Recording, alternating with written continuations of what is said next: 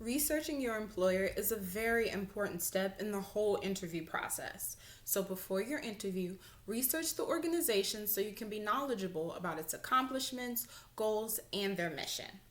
Browse the company's website to learn about its history, recent announcements, executive officers, and values and their culture.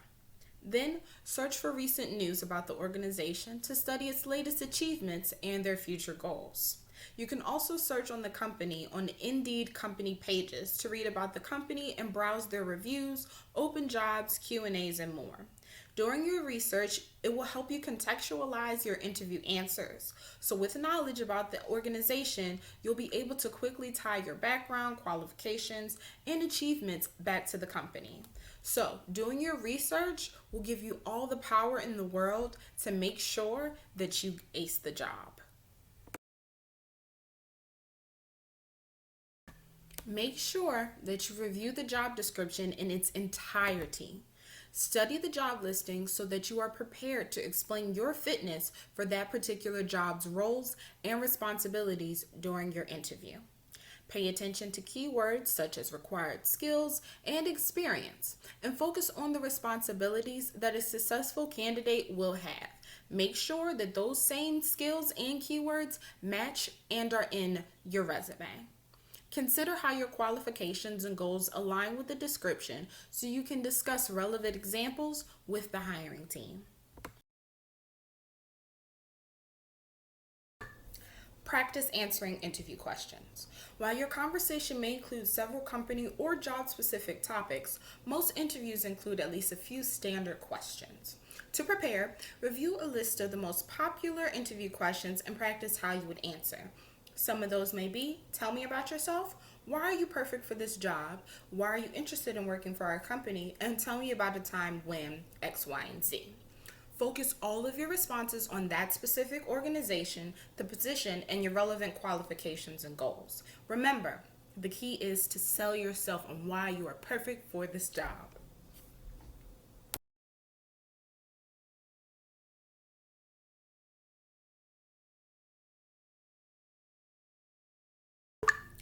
During job interviews, many hiring managers ask behavioral questions to assess how candidates handle common situations in the workplace.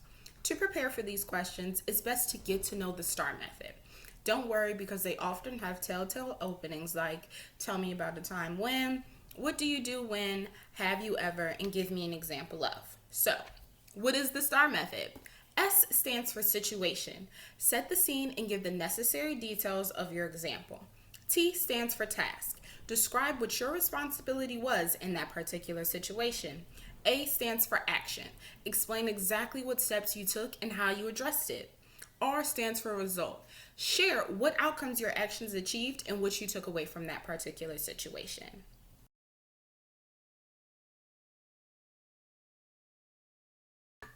Dress appropriately for every single interview. To make a good impression on the hiring team, take steps to dress appropriately when you meet. Try reviewing the company's website or social media profiles to research the employee dress code and use that to guide what you wear. In most cases, a business casual outfit such as dress pants with a professional shirt or a business formal suit will work best in any interview attire.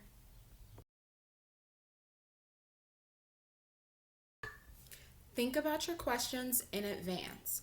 Although interviewers often ask more questions than they answer, most expect candidates to show their interest in the job and in the company by asking informed questions. Try preparing these in advance by reflecting on what you want to know, from corporate culture and organizational goals to opportunities for professional development and growth.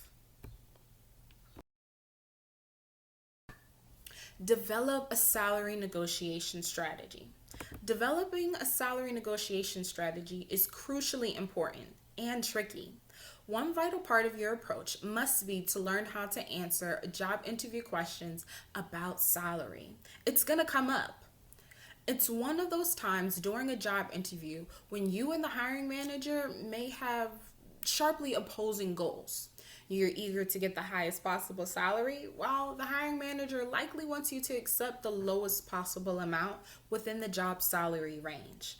In some locations, companies aren't allowed to ask you about how much you've earned in the past. In others, it's fair game. So, when the hiring manager asks you how much you expect to gain from this role, immediately throw the ball right back at their court. While you don't want to lowball yourself and wind up with a rate that's lower than what the company is willing to pay, you also don't want to shoot too high and remove yourself as a valuable candidate. So, the best thing to do to abdicate yourself by choosing either or is to throw it right back on the hiring manager.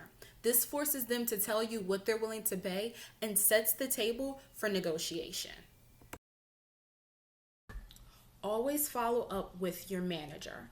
Immediately after the interview ends, you need to take additional steps and actions to increase your chance of getting the job.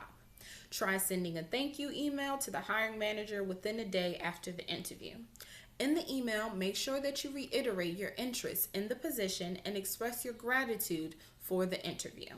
If you do not receive a response within a week after the job listing closes, consider sending an additional follow-up email to express your continued enthusiasm for the position and interest in taking the next steps in the hiring process.